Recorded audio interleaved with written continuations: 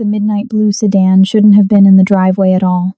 Lee Sang-jae had texted his wife 3 hours ago that he'd be in Manhattan until dawn, closing a deal that would legitimize half his empire. But the ledgers didn't balance, and men who ignored bad math in his line of work ended up in the Hudson, so he came home, to the Westchester estate that looked like old money but smelled like fresh blood, to the wife who kissed him goodbye this morning with lips that tasted like lies. The house was too quiet. Not the comfortable silence of wealth, but the held breath quiet of a secret being kept. He killed the engine and sat in the December cold, watching the windows of his own home like a stranger. That's when he saw the shadow move across the master bedroom curtains. 2 shadows. One he recognized by the way she moved, fluid and deliberate. His wife, So-yeon. The other was broader, male, and when the curtain shifted, Sang-jae saw enough. The shape of a man's hand against his wife's waist. The tilt of her head, intimate and unguarded in a way she hadn't been with him in over a year. His hand moved to his hip, muscle memory reaching for the cold weight of his gun. He'd killed men for far less than this, but before his fingers found metal, another hand found his wrist. Small, trembling, insistent.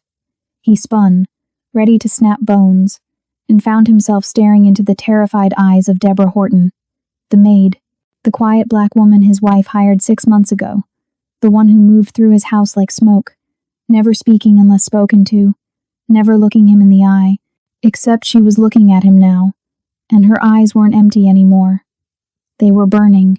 "Be quiet," she whispered, her British Jamaican accent thick with urgency. Her fingers dug into his wrist with surprising strength, pulling him back toward the shadows of the garden. "Please, you can't go in there. Not yet." Sang-jae didn't take orders. Not from his wife, not from the elders, not from God himself. But something in Deborah's voice, something raw and desperate, made him hesitate. And in that single moment of hesitation, he heard it. A voice drifting from the cracked bedroom window. Male, smug, horribly familiar. "We'll tell him tomorrow," the voice said. "About the pregnancy. About us. He'll have no choice but to grant the divorce, and then the estate is split 50-50. Unless he refuses. Unless he fights." Ji-hoon's voice. His childhood friend. His brother in everything but blood. The man he trusted with his life, with his business, with his secrets. So-yeon laughed, breathy and cruel. "Then we use Plan B. The lawyer said the insurance policy updates January 1st. If he dies before he signs the divorce papers, I inherit everything. No split, no lawyers, no mess." Sang-jae felt the earth tilt beneath his feet. But Deborah's hand was still on his wrist, still pulling him backward, away from the house, away from the gun at his hip and the violence screaming in his blood. Her palm was warm against his pulse, and she was shaking so hard he could feel it in his bones. He let her pull him into the darkness. Because something in her fear felt like the only honest thing in his entire world. Hello, lovers of the ruthless and the real. Welcome back to Ruthless Romance Tales, where we don't do fairy tales. We do the kind of love that leaves scars. Before we dive into tonight's storm, I want to say thank you. Thank you for trusting me with your time, your hearts, and your late nights. This story is different.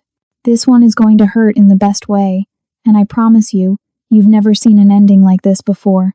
So buckle up, because Lee Sang-jae and Deborah Horton are about to take you somewhere dark, somewhere beautiful, and somewhere you won't want to leave. Hit that like button like your life depends on it. Subscribe because you're already hooked, and smash that notification bell, because missing what comes next would be a crime. Now let's begin. Deborah's hand didn't let go until they were deep in the garden, hidden behind the stone fountain that hadn't run water since Sang-jae's father died. The December air bit at their skin, but she didn't seem to notice. Her chest was heaving, her breath coming out in short, visible puffs, and Sang-jae realized she wasn't just afraid, she was furious. "Talk," he said, his voice low and lethal. "And this better be the truth, or you're going to regret pulling me away from that bedroom." Deborah's dark eyes met his without flinching, her full lips pressed into a thin line, and even in the shadows, he could see the way her jaw clenched with determination. Her braids were pulled back tight under her white cap, but a few loose strands framed her face, softening the steel in her expression. "I know you don't have any reason to trust me," she said, her voice steady despite the trembling in her hands. "I'm just the maid, just another face you pass in the hallway, but I need you to listen to me right now, because what I'm about to tell you will save your life." Sang Jae's eyes narrowed. He was a man who trafficked in secrets, who read lies in the twitch of an eyebrow, the shift of a shoulder. But Deborah wasn't lying. He could feel it. "You have 30 seconds, he said. She took a breath, and he watched the way her collarbone rose and fell beneath the crisp white collar of her uniform. 2 weeks ago, I was cleaning the study upstairs, the one your wife thinks is always locked. I found a key in the back of the linen closet, and I shouldn't have used it, but I did." She paused, her eyes searching his face for judgment. He gave her none. "Go on. I heard them talking through the air vent. Your wife and Ji-hoon. They didn't know I was there.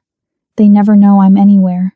Deborah's voice cracked, just slightly, and Sang Jae saw the flash of pain cross her face before she buried it.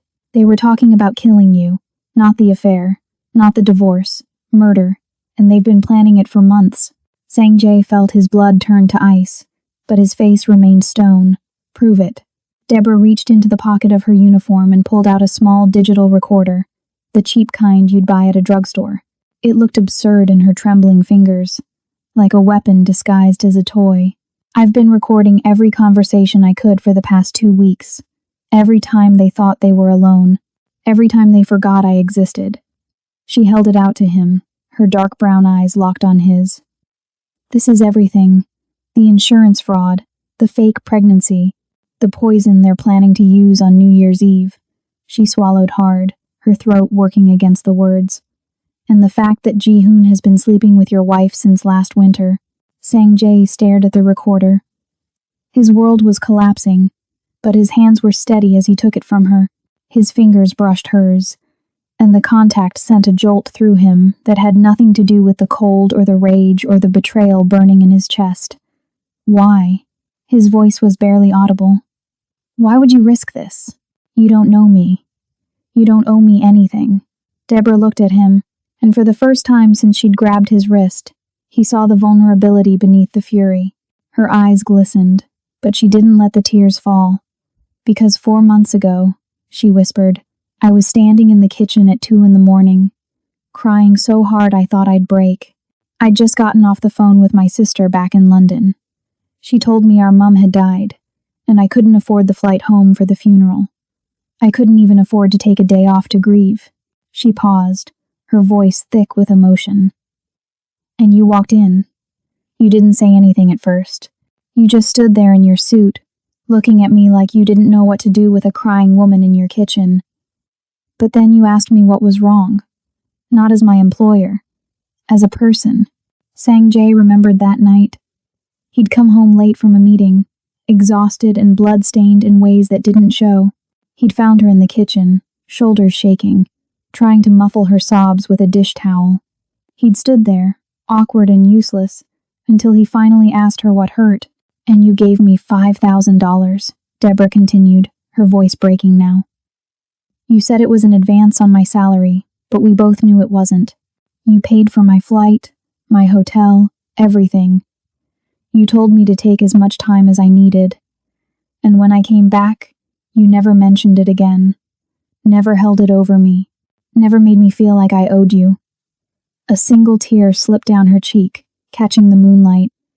"You treated me like I mattered, and I've been watching them plan to take that away from the world. So no, I don't owe you anything. But I refuse to stand by and let them kill the only man in this house who saw me as human." The words hung between them like a vow.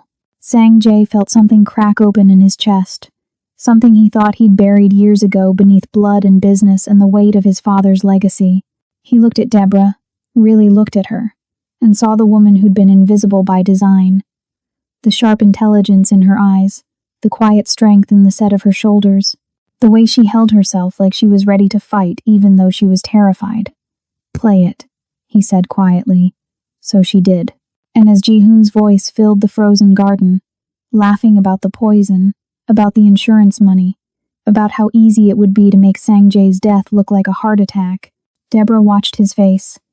She watched the way his jaw tightened, the way his hands curled into fists, the way his eyes went cold and empty, like all the warmth had been drained from his soul. But he didn't explode. He didn't rage. He just listened. And when the recording ended, when the garden fell silent again except for the sound of their breathing, he looked at her and said the last thing she expected. "Thank you." Then he handed the recorder back to her, his fingers lingering against hers for just a moment too long. "Now," he said, his voice soft and dangerous. "You're going to tell me everything you know, every detail, every conversation, every plan, and then we're going to destroy them both." 2 weeks ago, Deborah Horton made a mistake that would save a man's life. She found the key in the back of the linen closet on the 3rd floor, tucked behind a stack of Egyptian cotton sheets that Soyan never used because they weren't soft enough. It was small, brass, old-fashioned, the kind of key that opened the kind of doors people wanted to stay closed. Deborah knew she shouldn't use it. 6 months of working in the Lee household had taught her the cardinal rule: see nothing, hear nothing, speak nothing. Invisible was safe. Invisible paid the bills. Invisible kept her visa valid and her sister's university tuition covered back in London. But Deborah had never been good at following rules that didn't make sense.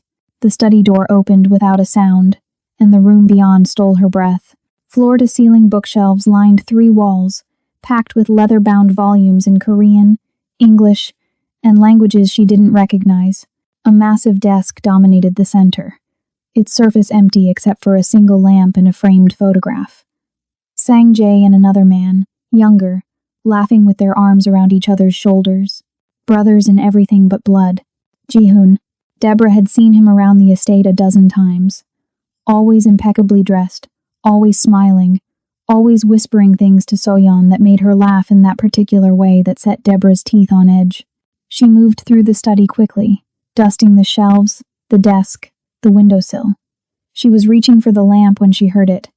Voices, drifting up through the air vent in the floor. Female and male. Close, intimate. Deborah froze. "The lawyer says we need to wait until after January 1st, Soyeon's voice said, crisp and businesslike. "The insurance policy updates automatically. Double indemnity.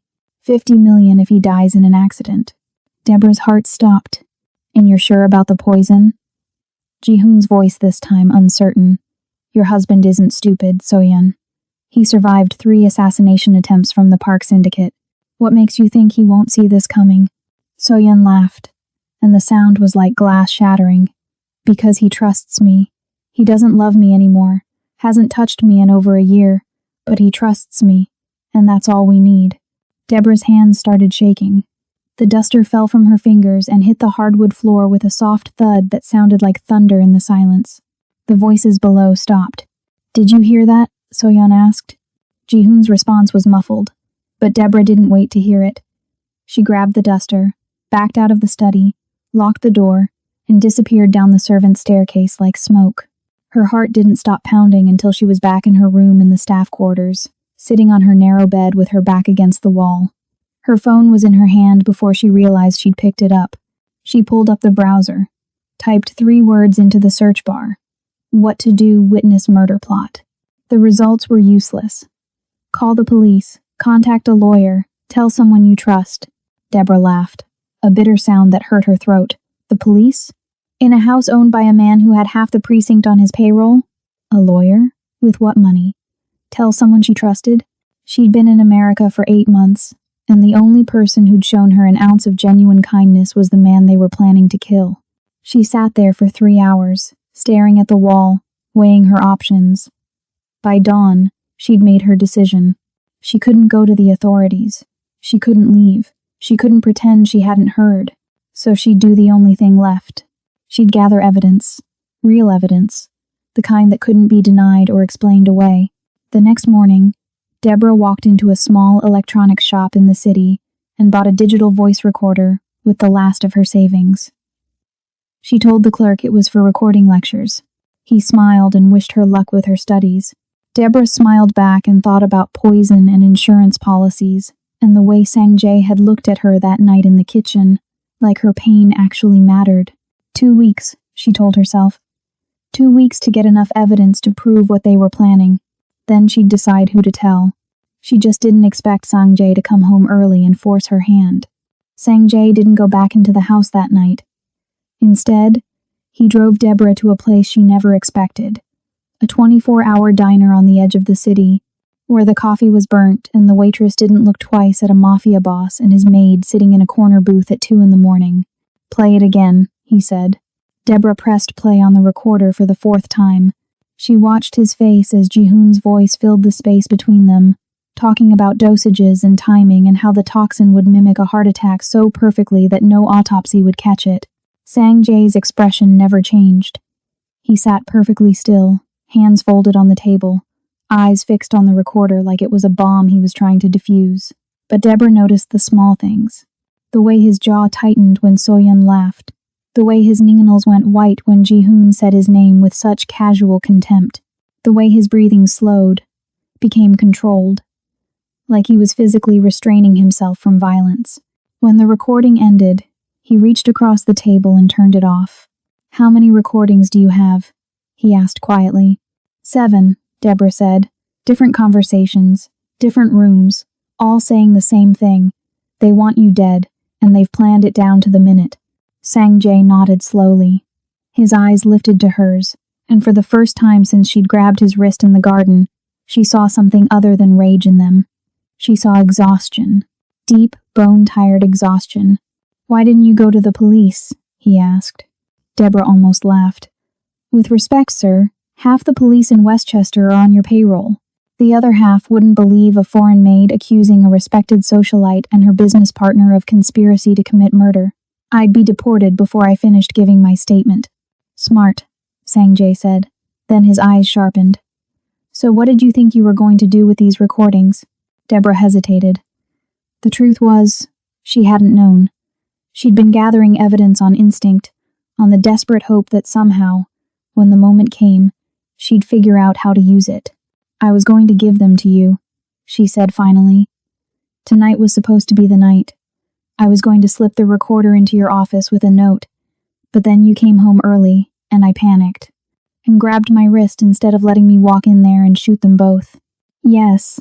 Sang-jae studied her for a long moment. The diner was nearly empty. Just them and a drunk in the corner booth and the tired waitress refilling coffee that no one was drinking. Outside, snow had started falling again, thick and heavy, turning the world white. "You saved my life tonight," he said quietly. Deborah shook her head. "I just stopped you from walking into a trap. They would have claimed self-defense. You, the violent gangster, catching your wife with another man and flying into a rage. Ji-hoon would have been the hero who tried to protect her.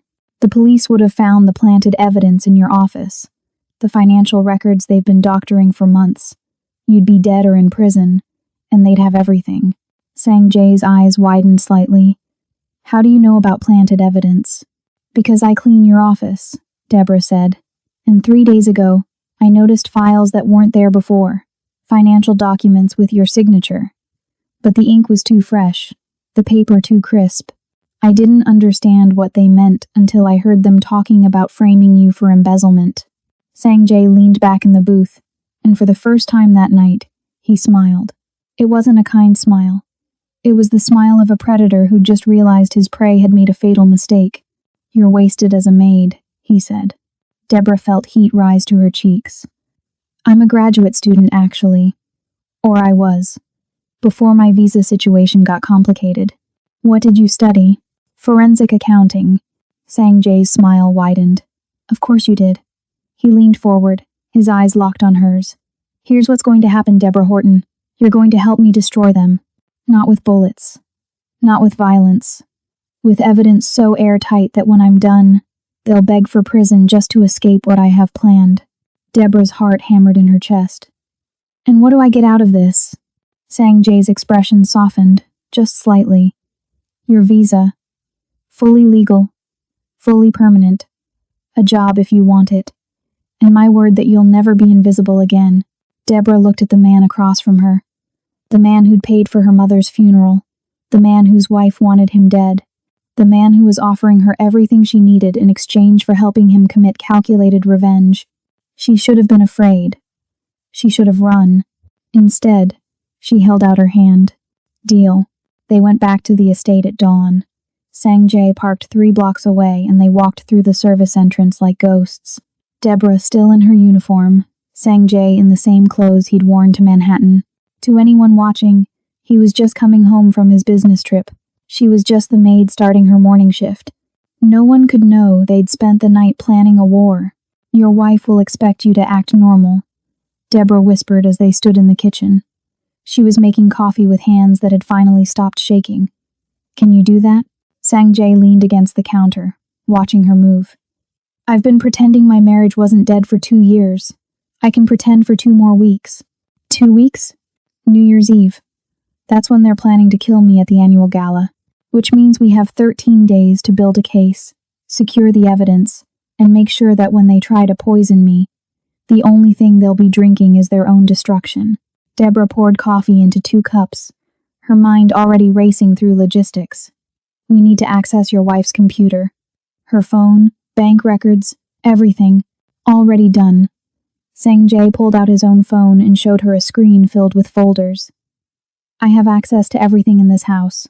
Security cameras, digital files, even the messages she thinks she deleted.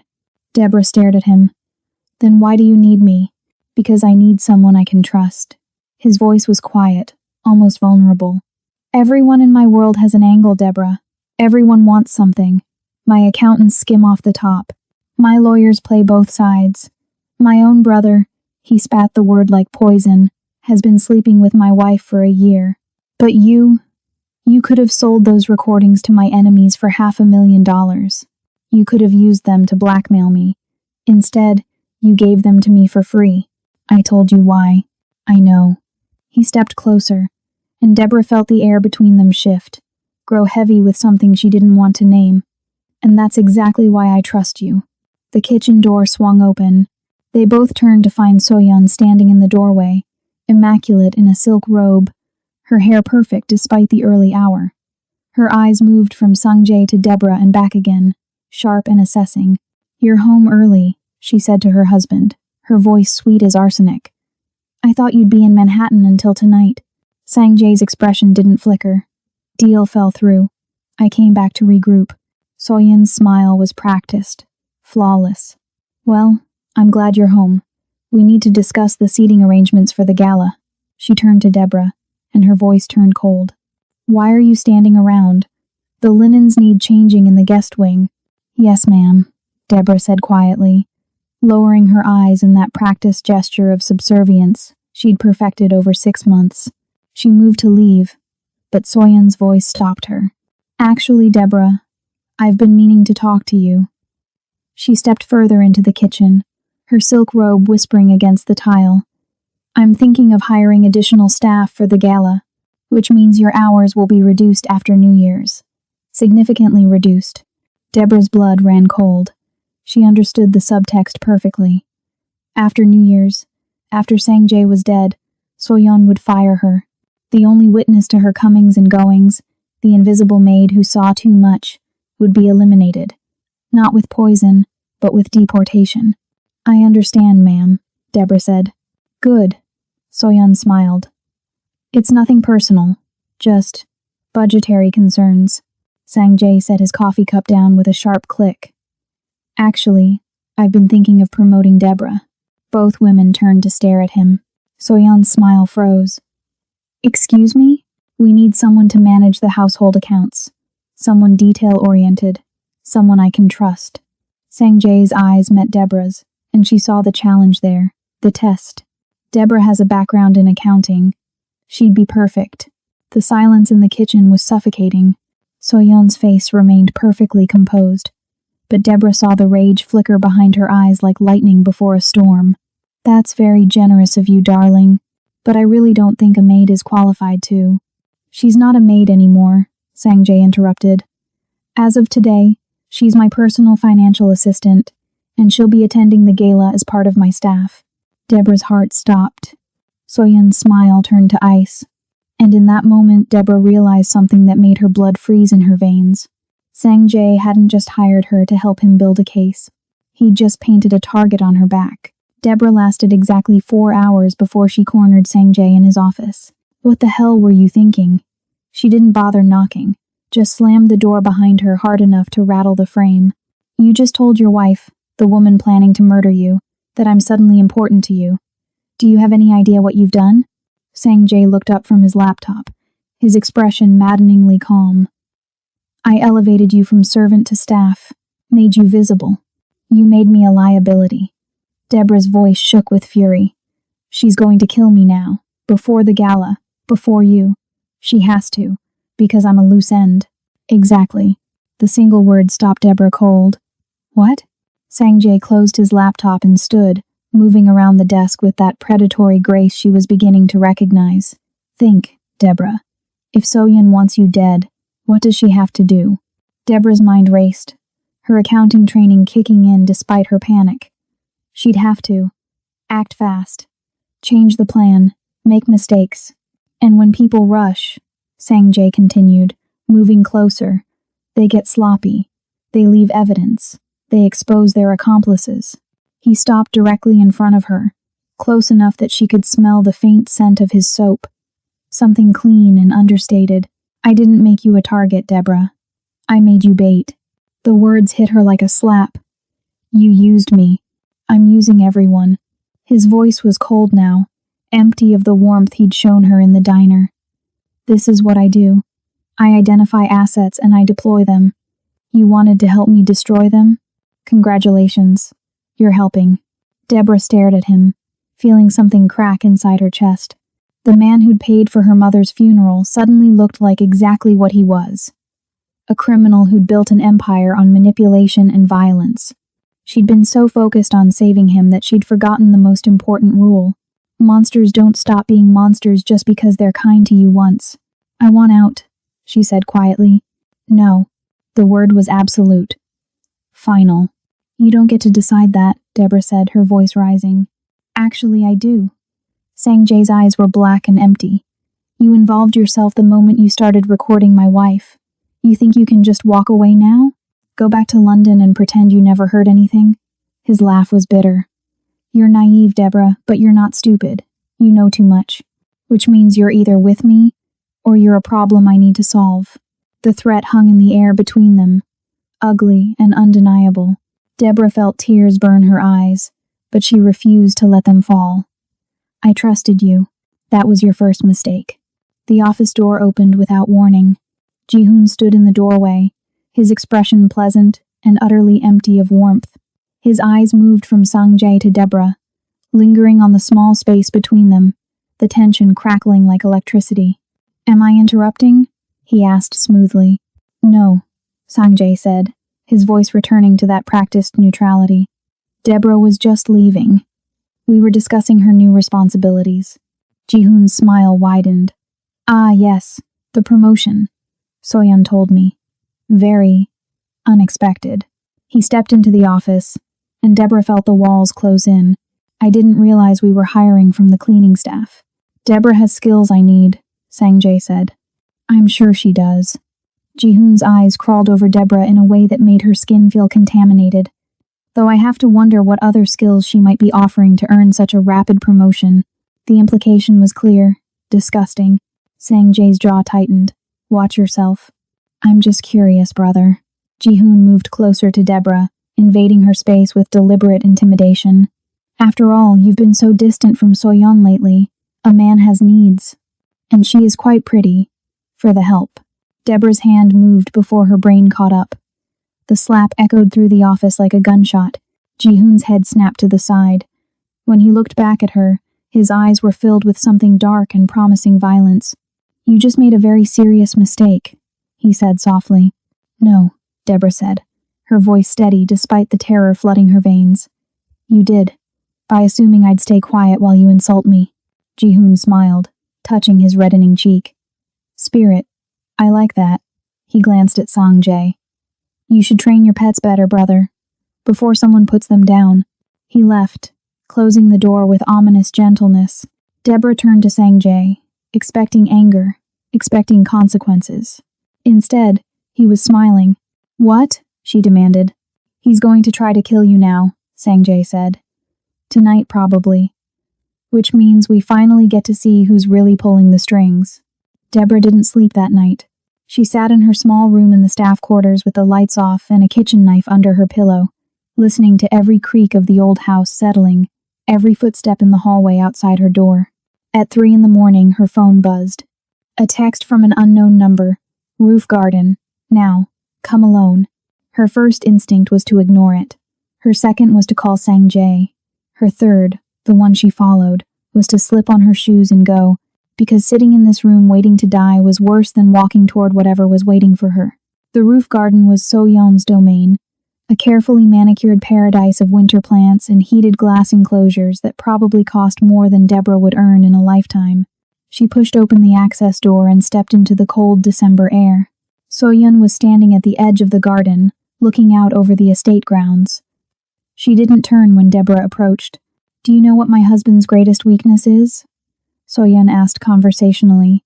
Deborah stayed silent. "He thinks everyone operates on the same moral code he does. Loyalty, honor, protection of the weak." So-yeon finally turned, and her beautiful face was carved from ice. "He thinks that makes him strong, but it just makes him predictable." "Why am I here?" Deborah asked. "Because you're about to make a choice." So-yeon stepped closer, and Deborah fought the urge to back away. "My husband promoted you today, made you visible, important. Do you know why? To provoke you. Smart girl." So-yeon smiled. "He's using you as bait to force me into making a mistake, which means you're expendable to him, a tool. Nothing more. And what am I to you?" So-yeon tilted her head, considering. "That depends on what you choose right now. Option 1. You continue helping my husband, and Ji-hoon makes sure you have a very unfortunate accident before the week is out. Option 2. You help me instead, and I make you rich beyond your wildest dreams." Deborah's heart hammered. "You want me to spy on him. I want you to do exactly what you've been doing. Gather evidence, record conversations, but this time, you bring everything to me first." So-yeon's eyes glittered. "I know my husband has access to my computer, my phone, but he doesn't have access to yours. You could be feeding him false information while giving me the truth. And when this is over, when he's dead and I have everything, I'll give you $2 million and a first-class ticket anywhere in the world you want to go. $2 million. Deborah's entire body went numb. That was more money than she'd see in 10 lifetimes of scrubbing floors and changing linens. "Why would you trust me?" Deborah asked carefully. "Because you're smart enough to know which side is winning." So-yeon stepped even closer, and Deborah could smell her perfume, something floral and suffocating. "My husband is a dying empire, Deborah. He's been trying to go legitimate for 3 years, and it's bleeding him dry. His enemies smell weakness. His allies are abandoning him. In 6 months, with or without my help, he'll be dead or in prison. I'm just accelerating the inevitable.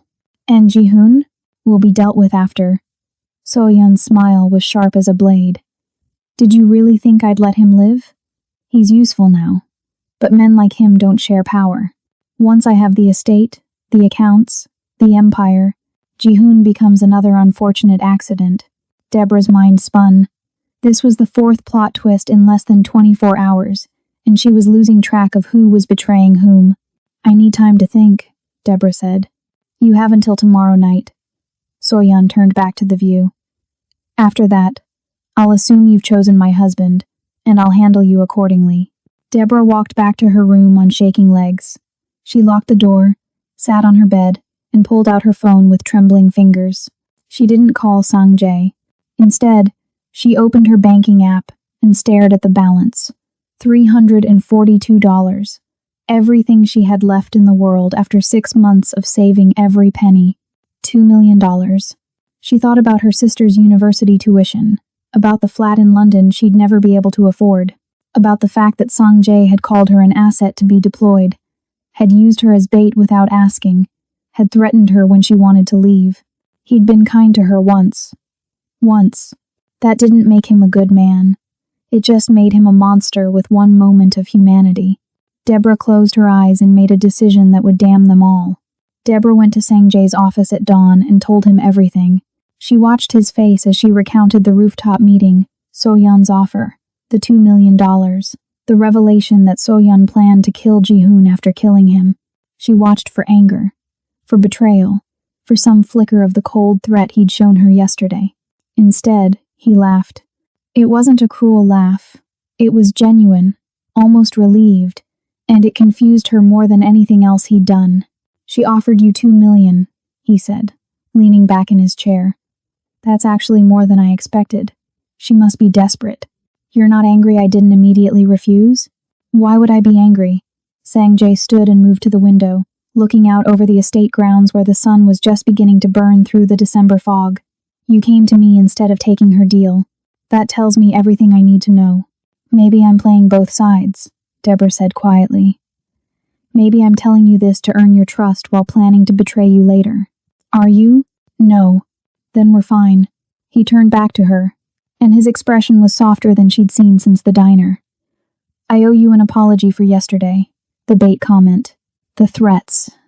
That was fear talking. Deborah blinked. I'm sorry, what? Fear. Sang-jae moved closer, and she saw something raw in his eyes. For the first time in my life, I have something I actually care about losing. Not money, not power, not even my life. You, and that terrified me, so I tried to push you away by making you hate me. The words hit her like a physical blow. You barely know me. I know you risked everything to save a man you had no reason to save. I know you have a sister you'd die for, a mother you couldn't bury properly, and a degree you couldn't finish because the world is cruel to people like us. Sang-jae's voice was quiet, intense. I know you slapped Ji-hoon yesterday when any sane person would have stayed silent. And I know that when So-yeon offered you more money than you'll ever see again, you chose me anyway. I chose survival, Deborah whispered. Not you. Same thing. He smiled, sad and knowing. In my world, they always are. The moment hung between them, charged with something Deborah didn't want to acknowledge. Something that felt dangerous and inevitable and completely insane, given that his wife was planning to murder him in 9 days. What do I tell So-yeon? She asked, forcing herself back to practical matters. Tell her yes. Deborah's stomach dropped. What? Tell her you'll spy for her. Feed her false information. Make her think she's winning. Sang-jae's eyes glittered with cold intelligence. Because here's what you don't know yet, Deborah. I've been 3 steps ahead of them since before you even found that key. What are you talking about? Sang-jae pulled out his phone and showed her a video file. Security footage from the study, dated 3 weeks ago. In it, So-yeon and Ji-hoon stood close together, whispering about poison and insurance policies and making it look like an accident. You already knew, Deborah breathed. I've known for 2 months. He pocketed the phone. I have cameras in every room of this house, Deborah. Hidden ones that even the security company doesn't know about. I've been recording everything, documenting everything, building a case so airtight that when I'm done, they won't just go to prison. They'll disappear into holes so deep their own mothers won't remember their names. Then why did you need me? Deborah's voice cracked. Why let me think I was saving you when you were never in danger? Because I needed someone on the inside they'd trust. Someone they'd try to flip. Sang-jae's expression was almost apologetic. And because I needed to know if you'd choose money or morality when the moment came. Most people choose money, Deborah, you didn't. That makes you rare. Deborah felt sick. So this was all a test. No. His hand reached out, hovering near her face but not quite touching. It started as a test, but somewhere between the diner and right now, it became something else entirely. What? The office door burst open. Ji-hoon stood there, face pale, phone clutched in his trembling hand. His eyes were wild, unfocused. So-yeon's dead, he gasped. The words sucked all the air from the room. What? Sang-jae moved toward him. What are you talking about? Her car went off the bridge on Route 9, 20 minutes ago. Ji-hoon's voice broke. They said she died on impact. The police came within the hour. 2 detectives, one older with silver hair and tired eyes, one younger with the eager sharpness of someone still trying to prove himself. They sat in the living room while Sang-jae answered questions with the perfect balance of shock and grief. Deborah watched from the doorway, invisible again in her uniform, and felt the world tilt sideways. Soyeon was dead. The woman who'd offered her $2 million less than 6 hours ago was now a corpse being pulled from the wreckage of her Mercedes. Brake failure, the older detective said, his voice professionally sympathetic. We'll know more after the full investigation, but preliminary assessment suggests mechanical failure. Sometimes these things happen, even with luxury vehicles. Sang-jae nodded slowly, his face a mask of devastated calm. When can I see her? The morgue will contact you once they've completed the examination. The detective stood, offered his card. I'm very sorry for your loss, Mr. Lee. We'll be in touch. After they left, Ji-hoon collapsed on the sofa, his head in his hands. His shoulders shook, and for a moment, Deborah almost believed his grief was real. Then she saw his reflection in the window. He was smiling. Sang-jae saw it too. His entire body went rigid. Get out, Sang-jae said quietly. Ji-hoon looked up, and the mask of grief slipped back into place. Brother, I know this is hard, but we need to talk about the business. With Soyeon gone, there are decisions. I said get out. Something in Sang-jae's voice made even Ji-hoon pause. He stood slowly, smoothing his suit. Fine.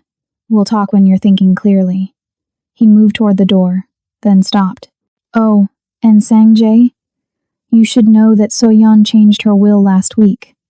Everything goes to me if you're implicated in her death. Just something to keep in mind. He left. Deborah waited until his car pulled away before she spoke. He killed her. Yes. Sang-jae's voice was hollow. You knew he was going to. No. Sang-jae turned to face her, and she saw something broken in his eyes. I knew he was planning to kill me. I thought I had more time to stop him. I didn't realize he'd kill her first to isolate me. The funeral was 3 days later. A small private affair that the entire criminal underworld attended. Each syndicate sending representatives to pay respects to the wife of Lee Sang-jae. Deborah stood in the back, wearing a black dress that Sang-jae had bought her, and watched him accept condolences from men who would have killed him without hesitation if they sensed weakness. Ji-hoon was there too, playing the devastated friend, the grieving almost brother. His performance was flawless. After the service, Deborah found herself alone in the garden behind the funeral home. She was sitting on a bench, thinking about the woman who'd tried to recruit her and died before the game could play out, when someone sat down beside her. She turned to find an older man, distinguished in a dark suit, with the kind of face that had seen too much and forgotten nothing. You're the maid, he said, not a question. Deborah bristled. I'm Mr. Lee's assistant. The man smiled. Of course.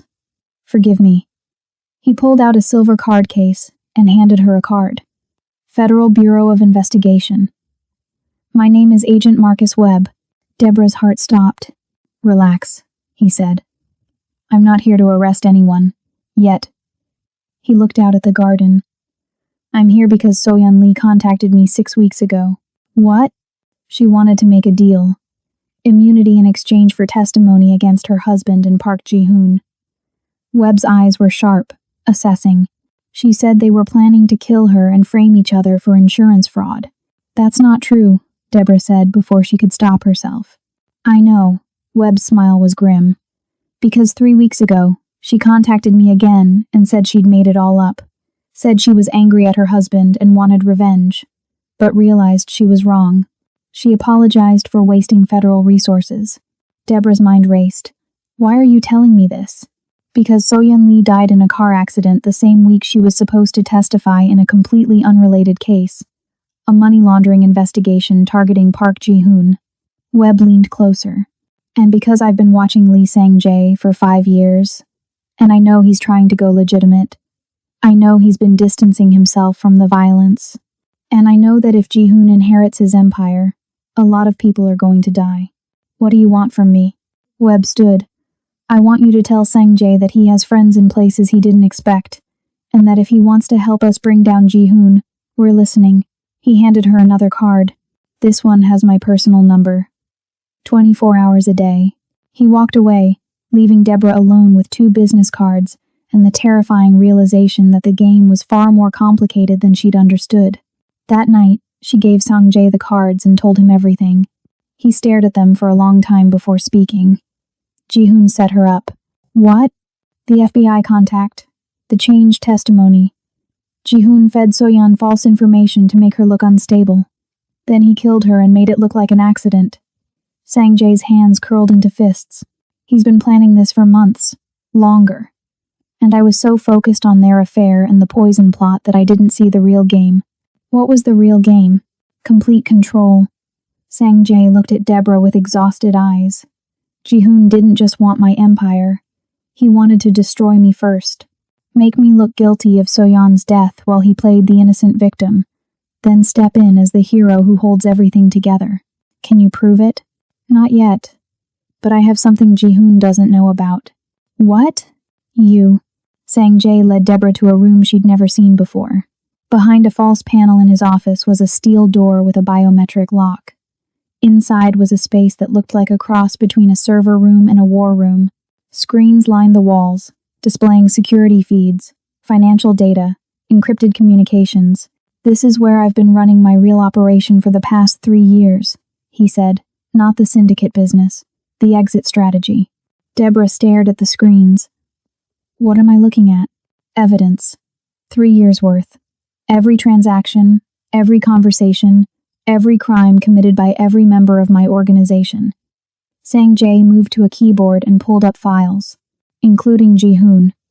He doesn't know I've been documenting everything, building a case not just against him, but against the entire network. Why? Because I'm tired, Deborah. Sang-jae's voice cracked. I inherited this empire when I was 23 years old. My father died and left me a kingdom built on blood. And I've spent 15 years trying to figure out how to walk away from it without getting killed. This is how. I give the FBI everything. Everyone goes down except me, because I'm the one who delivered them. Witness protection, Deborah breathed. Better. Full immunity in exchange for dismantling the entire East Coast Syndicate network. Sang-jae pulled up another file. I've been negotiating with the FBI for 18 months. Agent Webb was my contact. But then So-yeon found out about some of the financial transfers, and she thought I was stealing from the organization. That's why she started planning to kill me. She thought I was betraying the syndicate for personal gain, not realizing I was trying to burn it all down. And Ji-hoon figured it out 3 months ago. Found one of my encrypted communications. Sang-jae's jaw tightened. He's been playing me ever since. The affair with So-yeon, the poison plot, all of it was designed to distract me, while he positioned himself to take over after I either died or went to prison.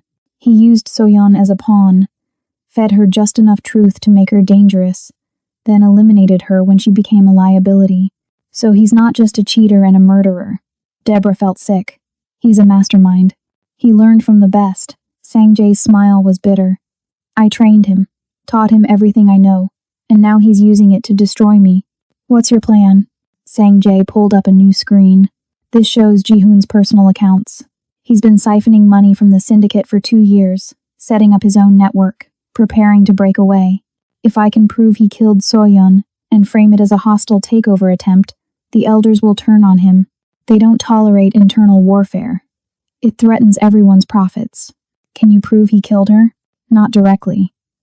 But I have the next best thing. Sang-jae opened a video file. Security footage from a garage 3 blocks from the estate, dated the morning of So-yeon's death. In it, a figure in dark clothes approached So-yeon's car, spent 7 minutes underneath it, then left. The figure's face was hidden, but when he stood up, the body language was unmistakable. Ji-hoon, you had cameras following him, Deborah whispered.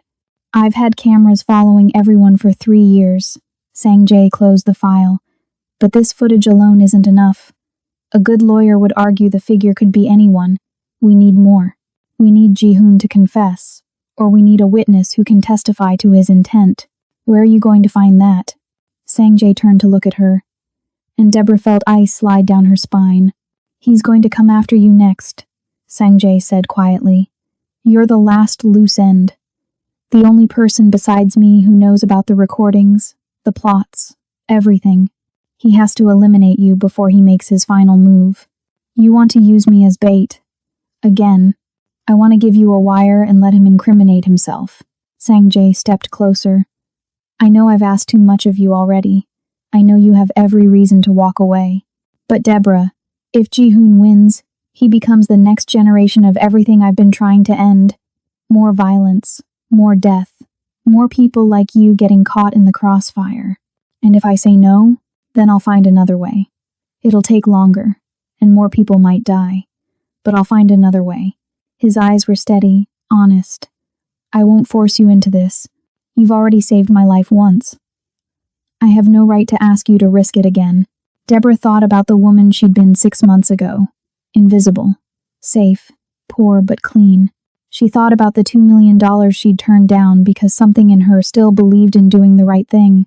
She thought about the man in front of her, who'd killed no one but was trying to bring down an empire from the inside, who'd paid for her mother's funeral, who was offering her a choice instead of an order.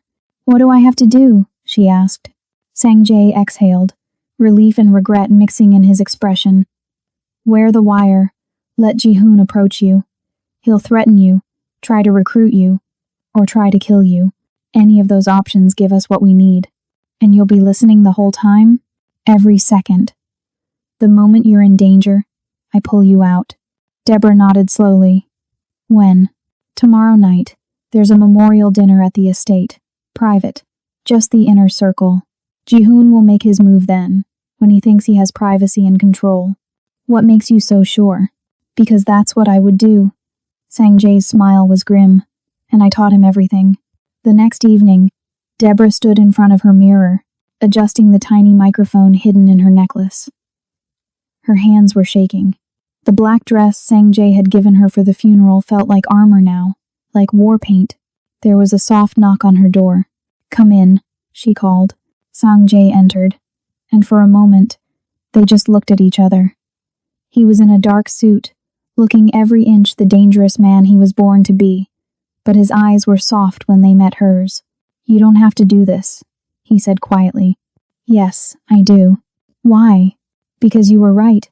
If I walk away now, more people die, and I've already chosen what side I'm on. Deborah touched the necklace.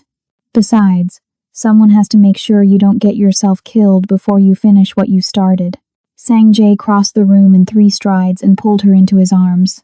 The embrace was sudden, desperate, and Deborah felt something break open in her chest. She wrapped her arms around him and held on. This man who was trying to destroy his own empire to build something better.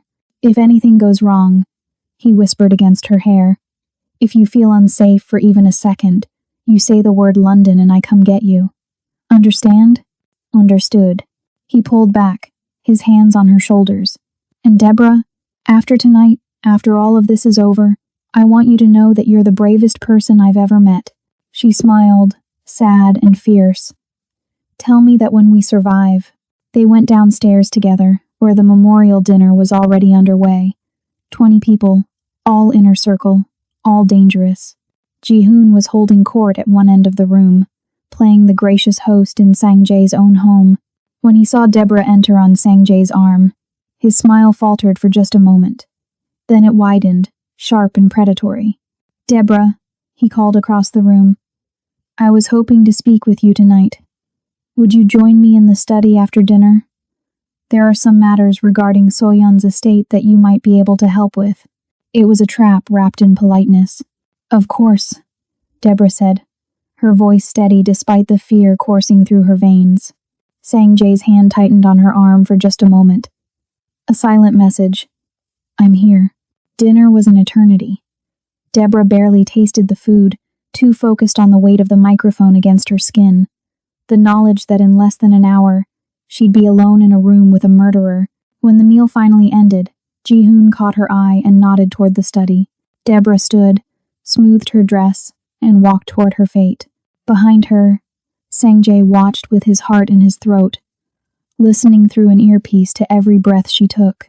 The study door closed behind them with a soft click that sounded like a death sentence. Ji-hoon moved to the bar and poured 2 glasses of whiskey. He handed one to Deborah with a smile that didn't reach his eyes.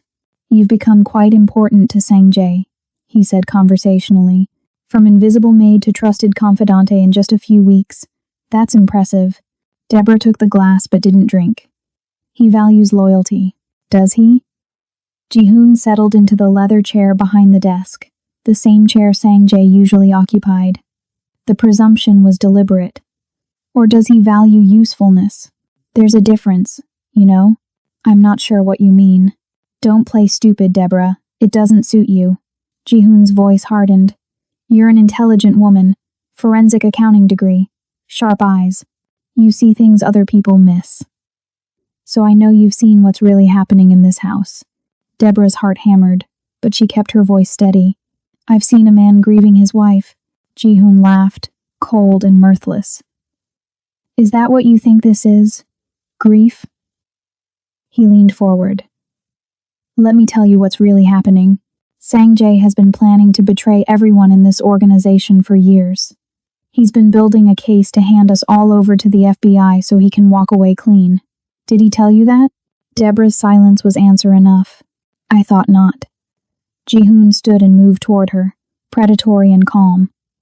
Your beloved employer, the man who paid for your mother's funeral, is a rat. He's going to destroy everyone who ever trusted him, everyone who built this empire with him, just so he can play at being legitimate. And you? Deborah asked quietly. What are you? A realist. Ji-hoon stopped inches from her. I know what we are. I know what this world is. And I know that men like Sang-jae, who try to pretend they can walk away from blood, always end up drowning in it anyway. Is that why you killed Soyeon? The words hung in the air like smoke. Ji-hoon's expression didn't change, but something flickered behind his eyes. Calculation, assessment. Is that what he told you, that I killed her? You cut her brakes, made it look like an accident. Ji-hoon studied her for a long moment. Then he smiled. Clever. He's using you to get me to confess. He moved back to the bar, poured himself another drink. Is he listening right now? Hidden microphone? Wire? Deborah's blood turned to ice. It's fine. Ji-hoon waved a hand dismissively. I expected it. In fact, I'm counting on it. He raised his glass toward the walls, toward whatever cameras or microphones he assumed were there. Hello, brother. Enjoying the show? In his office, Sang-jae was already moving, but Ji-hoon's next word stopped him cold. Yes, I killed Soyeon, Ji-hoon said calmly. And yes, I've been planning to take over the organization. But here's what your beloved Sang-jae hasn't told you, Deborah. He knew I was going to kill her. In fact, he helped me. That's a lie, Deborah whispered. Is it? Ji-hoon pulled out his phone and showed her a series of text messages, from Sang-jae's number to his. Discussing timing, discussing methods, discussing how to make it look like an accident, while leaving enough evidence to frame Ji-hoon later. Deborah stared at the messages, her mind reeling. They could be faked. They could be. But they're not. Ji-hoon pocketed the phone. Your hero set me up to kill his wife so he could play the grieving husband while I played the villain. He gets sympathy, immunity, and a clear path to his new life. I get a murder charge. Very clever, really. I almost respect it. No, Deborah said, but her voice wavered. Ask yourself this, Deborah. How did Sang-jae know I'd kill her that specific morning? How did he have cameras in place to record it? How did he know exactly where to look? Ji-hoon moved closer, his voice soft and poisonous. Because he told me to do it. He gave me the tools, the timing, everything. Then he documented it so he could use it against me later. Why would he do that? Because I'm the only one who knows about his FBI deal. I'm the only one who can prove he's a traitor to the organization. If I'm in prison for murder, my testimony is worthless. Ji-hoon smiled. We were partners in this, Deborah. Right up until the moment he decided to betray me too. In his office, Sang-jae's hands were shaking as he listened, because every word Ji-hoon said was carefully constructed to sound plausible, to plant doubt, to destroy the trust he'd built with Deborah. And the worst part was, there was a grain of truth in it. You're lying, Deborah said, but she sounded less certain. Am I? Then ask him. Ask him if he knew I was going to kill Soyeon. Ask him if he could have stopped me and didn't. Ji-hoon leaned in close enough that she could smell his cologne. Ask him if he's willing to sacrifice anyone, including you, to get what he wants. Deborah's hand moved to her necklace, to the microphone hidden there. The word London was on her lips. But then Ji-hoon made his fatal mistake. Of course, none of this matters, he said, straightening. Because you're going to die tonight anyway, just like Soyeon, just like Sang-jae will tomorrow, once the elders hear the evidence I've planted that he killed his own wife. You'll both be gone, and I'll be the last man standing. He pulled a knife from his jacket. Small, ceramic, undetectable by metal detectors. Nothing personal, he said. You're just a loose end. The door exploded inward. Sang-jae came through like a storm, and behind him were Agent Webb and 4 federal agents with guns drawn. FBI, freeze! Ji-hoon lunged for Deborah anyway, the knife flashing in the light. Sang-jae hit him like a freight train, slamming him into the bookshelf hard enough to crack wood. The knife clattered to the floor. They went down in a tangle of limbs and rage, and Deborah watched as Sang-jae, who'd been trying so hard to walk away from violence, unleashed 15 years of betrayal and fury on the man he'd once called brother. The agents pulled them apart. Ji-hoon was laughing, blood streaming from his nose. You think this changes anything? You think they'll believe you over me? I'll tell them everything. Sang-jae, the FBI deal, the setup, how you manipulated me into killing her. Go ahead, Sang-jae said quietly. Agent Webb held up a phone, showing a recording in progress. Because we just got your full confession. Voluntary admission of murder, premeditated, with intent to commit additional murders. He smiled, cold and final. You did this to yourself. Ji-hoon's face went white as the realization hit him. The whole dinner, the private conversation, it wasn't just about getting a confession. It was about getting him to reveal the truth in a way that couldn't be twisted or manipulated. You set me up, Ji-hoon whispered. No, Sang-jae said. I gave you the opportunity to confess. You chose to threaten an innocent woman instead.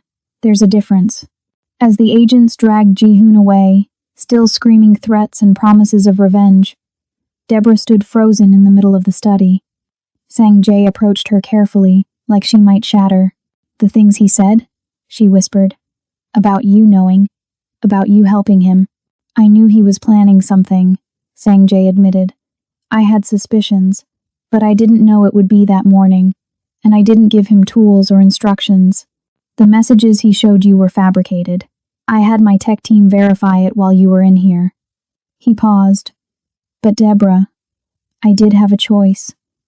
When I suspected what he might do, I could have warned Soyeon, and I didn't. Why not? Because she would have warned him, and he would have disappeared, and more people would have died. Sang-jae's voice cracked. I chose to sacrifice one person to save many. That's the calculation I made, and I'll live with that for the rest of my life. Deborah looked at him, this man who'd saved her and used her and tried to do the right thing in the most terrible way possible. Are you a good man? She asked. No, he said simply. But I'm trying to be better than I was. Agent Webb approached them, pocketing his phone. We have enough to put Ji-hoon away for life. And with your testimony, Mr. Lee, we can dismantle the entire syndicate network.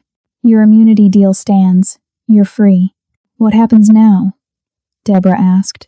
Now, Webb said, you both disappear for a while. Witness protection until the trials are over. New identities, new lives. After that, you're on your own. 6 months later, a woman named Maya Williams walked along the Vancouver harbor at sunset. She worked as a forensic accountant for a non-profit that helped immigrant communities navigate financial fraud. She had a small apartment with a view of the water. She had peace, most days. Her neighbor, David Park, ran a consulting firm that helped businesses transition from questionable practices to legitimate operations. He was quiet, kind, haunted by things he never spoke about. They'd been dancing around each other for months. Coffee in the hallway, dinners that felt like dates but were never called that.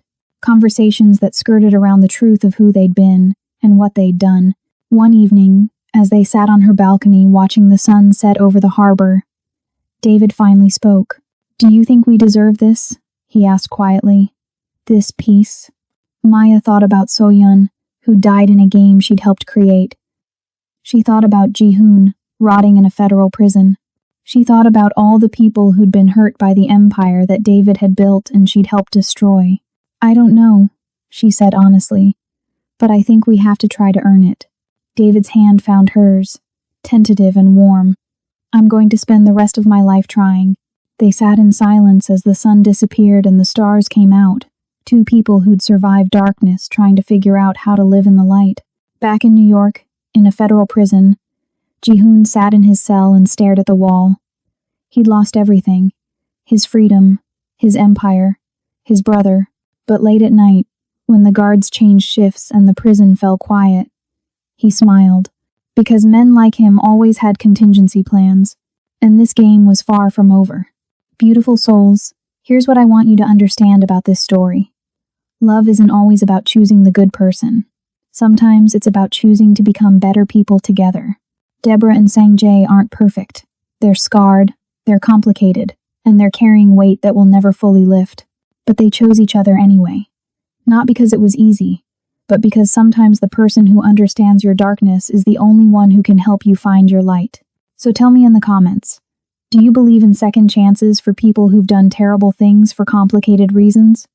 Can someone who's lived in darkness ever truly find redemption? And would you have made the same choice Deborah did? Or would you have walked away? Drop your thoughts below. Hit that subscribe button if you want more stories that make you question everything you thought you knew about love, loyalty, and the price of redemption. And remember, my loves, we're all just trying to survive our own stories. Some of us just have darker chapters than others. Until next time, stay ruthless, stay real, and never forget that the most dangerous thing you can do is love someone who's still learning how to be human. I'll see you in the next tale.